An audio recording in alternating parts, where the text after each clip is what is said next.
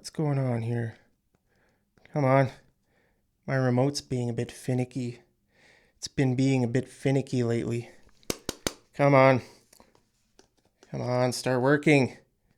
Why are you not working? I don't know. My remote's been being a bit finicky lately.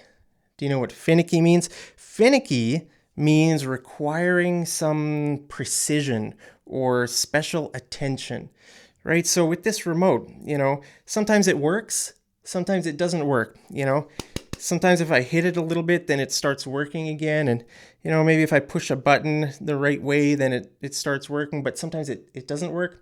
I don't know. It's a bit finicky. Finicky. Okay. So that's what finicky means. Like if we talk about a finicky eater, okay, then we're talking about a person who, you probably know a finicky eater. Okay. Finicky eaters, sort of, if you're at a restaurant or something, the food has to be just right.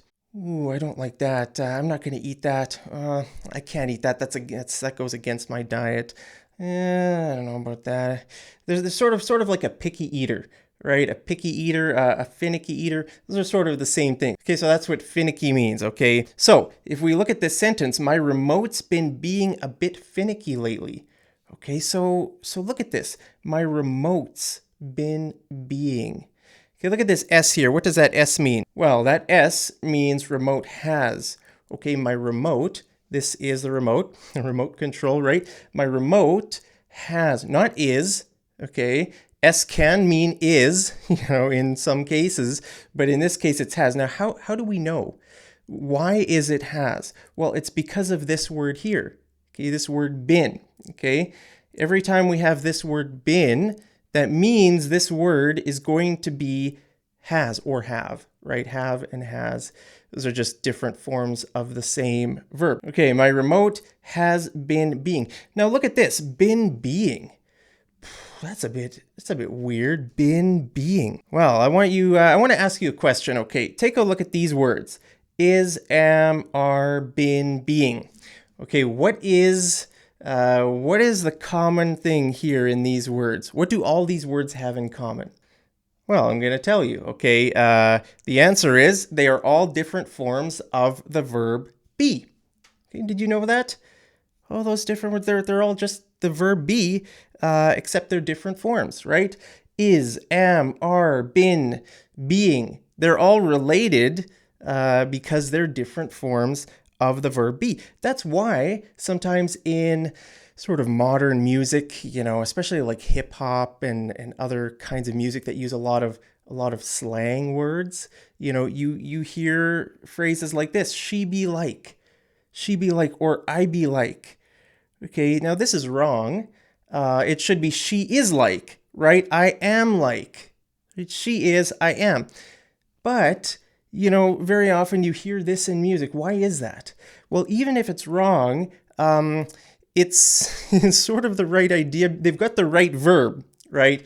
It's just that the artist is sort of playing around with the verb be in different forms. And there's a song also that's called The Way I Are.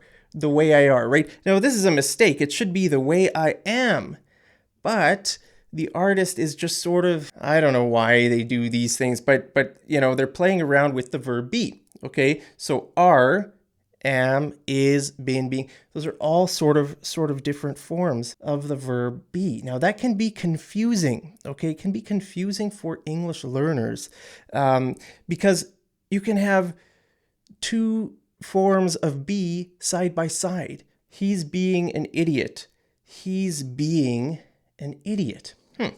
Okay, here we have is, right? In this case it's is, because here we have ing.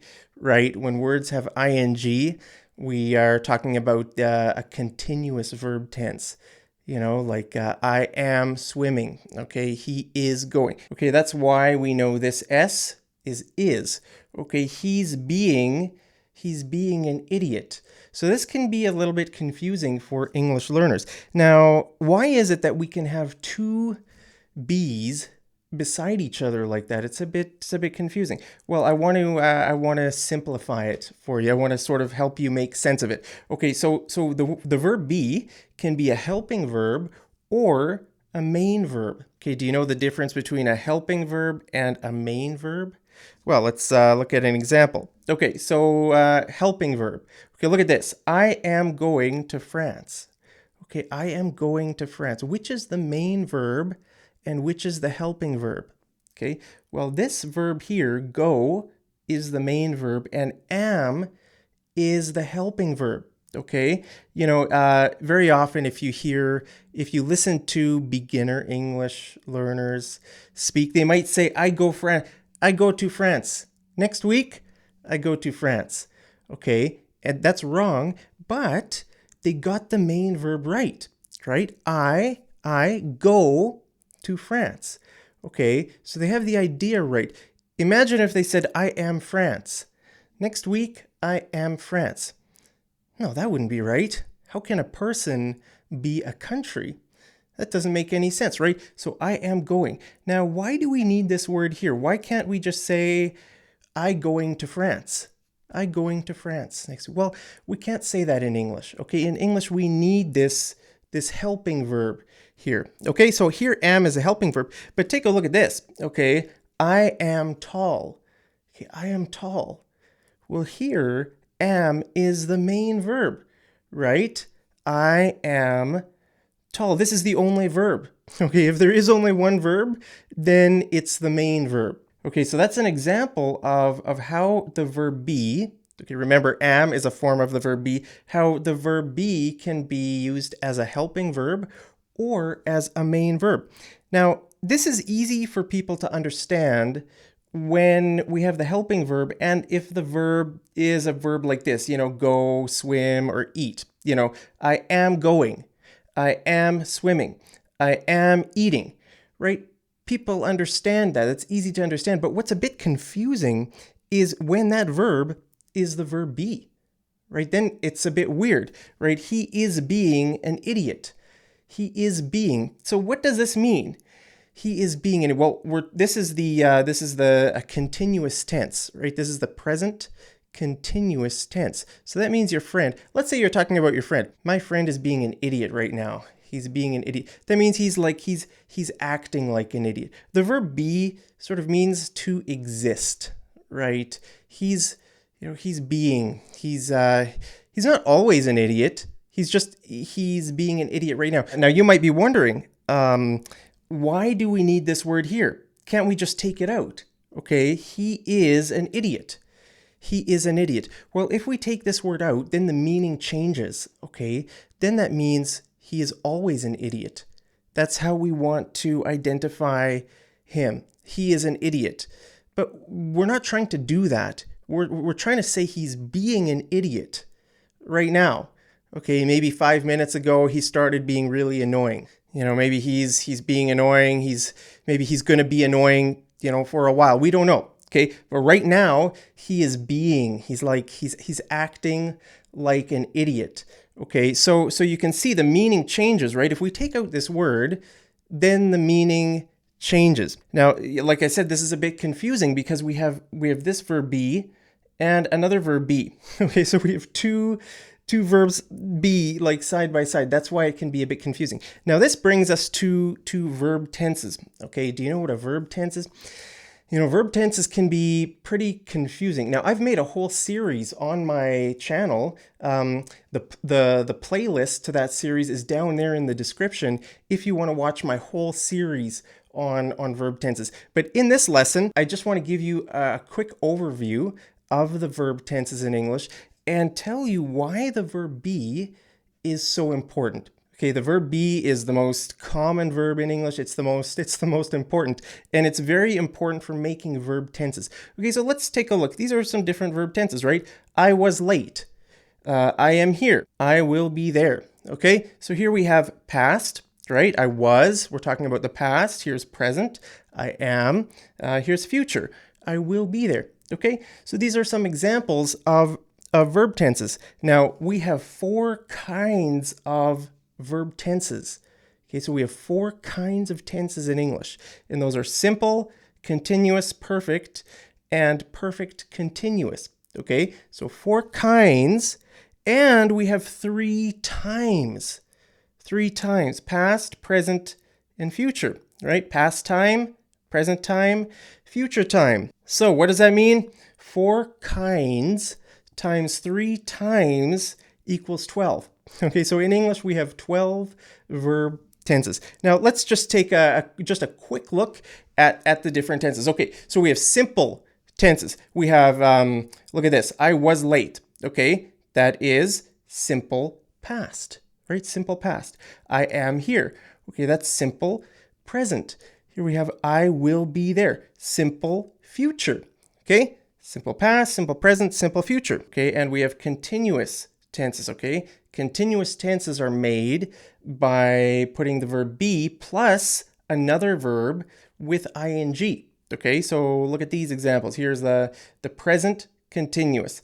I am walking. Okay, I am walking. Now, when we're talking about continuous tenses, we're talking about a time that we're talking about something that is happening over a period of time. Okay, so when we say I am walking, okay, I'm walking right now. Okay, or if we say I was walking, we're talking about a period of time in the past, right? I'm not walking anymore, but I was walking. Okay, when we talk about the future, I will be walking. Okay, so it's be, and in this case, the verb is walk plus ing. But it can be confusing because we can put the verb be in here too. Okay, be plus, so this is our helping verb, right? And then our main verb can be. Okay, so it's easy for people to understand if it's verbs like this, but it's difficult for people to understand when the main verb is be too, and the helping verb is be. Okay, so look at this, for example. I'm just being myself. I'm just being myself. Let's say we're eating pizza together, and you think the only right way to eat pizza is with a fork and knife. Okay, so you're eating pizza with a fork and knife. I'm just eating pizza with my hands.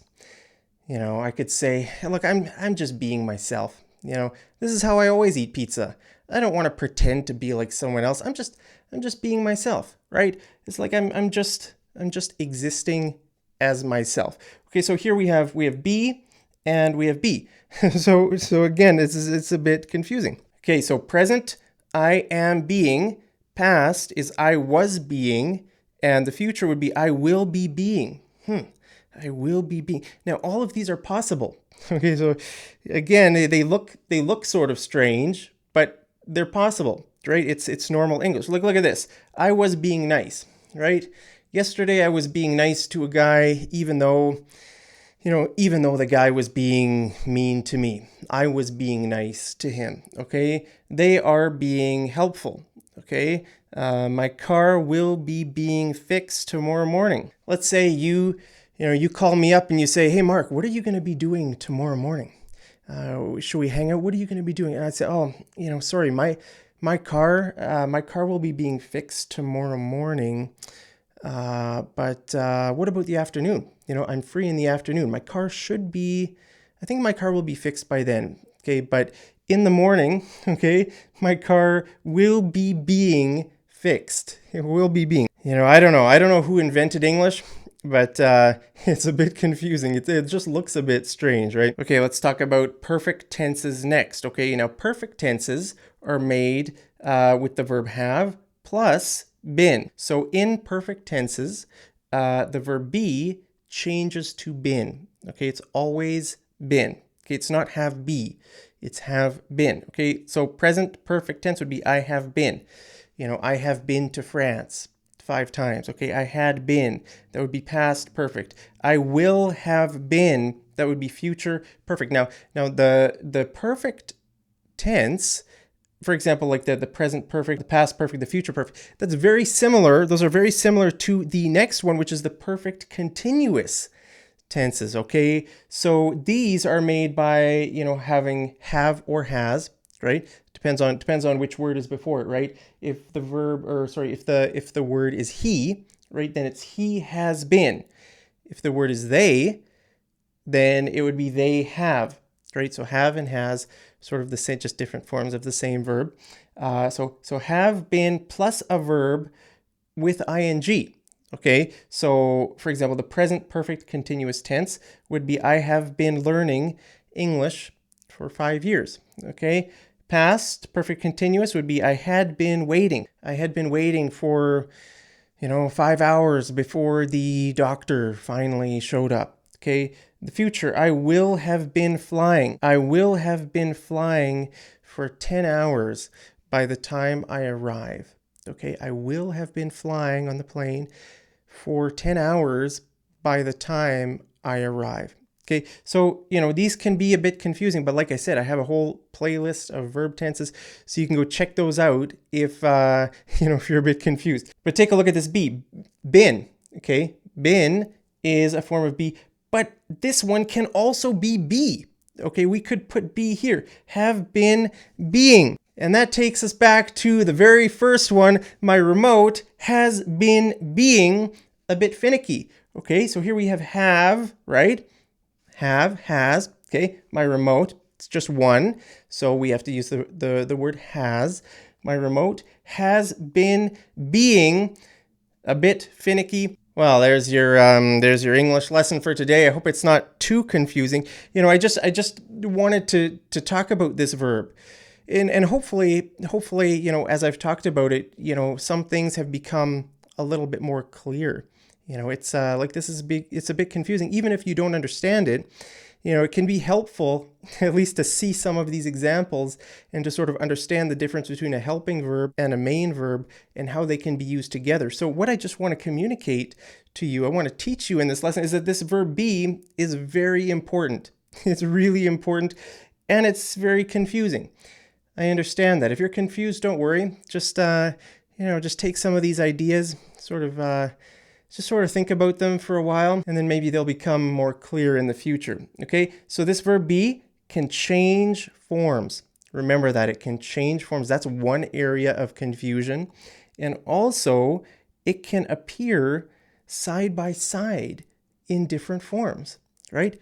Is being. Okay, is just one of the forms, and being is one of the forms, and they can appear side by side. Well, that's it for this lesson. That's all I wanted to say. But let's do some homework, okay? Use the verb be in 5 different forms in your comment down there. Okay, that's your homework for today. Try to use the verb be in 5 different forms. Now, they don't need to be side by side. Okay, that would be impossible. Just try in your comments, your normal comments that you guys always leave. Thank you for always leaving great, nice comments. Just try to play around with this. Remember the different forms: is, am, are. Just use 5 different forms of the verb be down there in the comments. That's it. Okay, so hope you guys are having a great day wherever you are. Thank you so much for tuning in to this lesson. Tuning in means like joining. Thank you for joining me. Thank you for watching this video. I really appreciate you guys so much. Hope you have a great day wherever you are. And as always, I'll see you over in the next episode of Mad English TV. Take care.